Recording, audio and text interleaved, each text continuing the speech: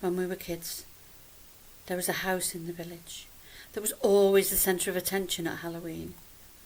I mean, it was empty, derelict, and well known for being haunted. Or so all the older kids told the little ones. This particular Halloween, it was my turn to tell my sister Jenny and a few of her mates about the spooky goings-on at Craven Hall. We had done a fabulous job of setting up the tension, as the place was renowned in the village anyway. Knowing Halloween was coming, we kind of bigged this up for the younger kids and made up some stories to start to make them scared, and what's more, curious.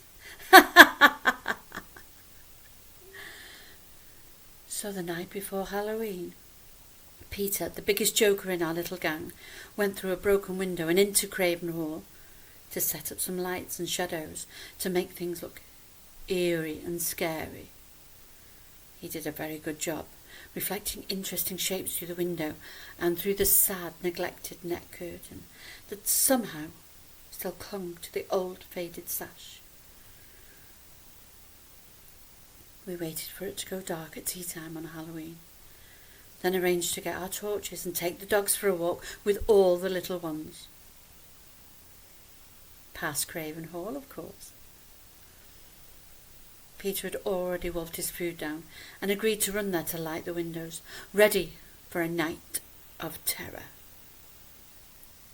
We dressed in different scary costumes and set up spooky stories on the way.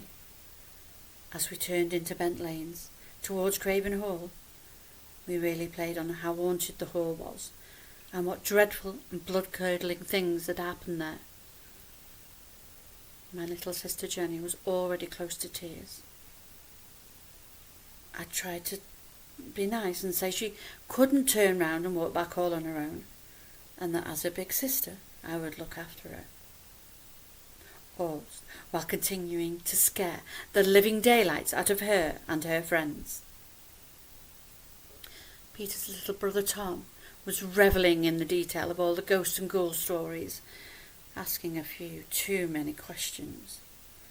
I was certainly kept on my toes that day to keep making up more stories, and was relieved to be backed up by Peter every now and then.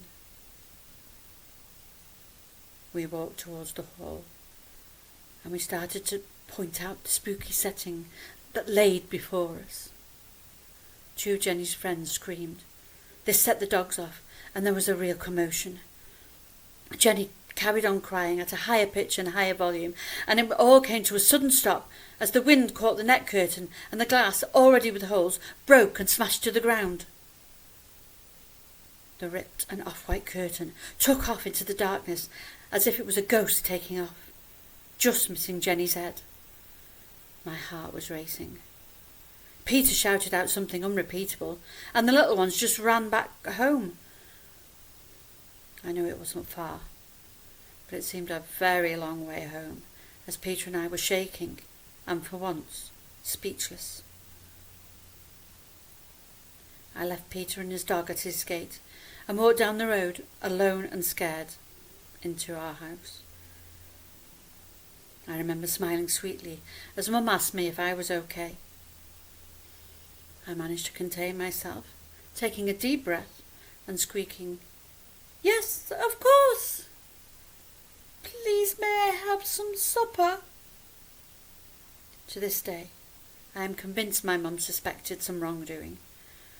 I don't know whether she spoke to Jenny or to Peter's parents, but she knew. And that was the most scariest thing of all.